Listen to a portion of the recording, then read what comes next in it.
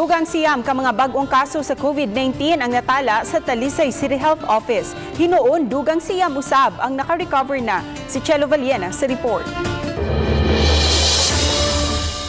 Sa talaan sa Talisay City Public Information Office, kagabi natala ang siyam ka bag-ong nagpositibo sa COVID-19. Tulog gikan sa barangay Dumlog, ikatulo kanila 8 anyos. Laing usa nga 30 anyos gikan sa barangay Kansohong. Samtang taga barangay Kandulawan ug Bulacau ang nagpositibo nga nag-edad og 53 ug 75 anyos.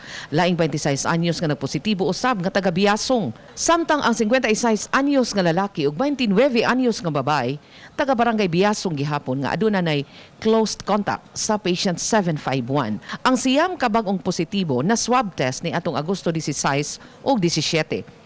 Apan sa COVID-19 bulletin sa Department of Health, alas 5 kagahapon sa hapon, natala lang ang 3 ka bag-ong cases o 7 ka recoveries. Kung basihan ang natalang mga bag-ong kaso sa Talisay City PIO, nga gipagawas kagahapong adlaw, aduna lay 810 nga kaso itandi sa 825 sa DOH-7. Uban ni Renante Quiñones, Chelo Valiena, Balitang Bisdak.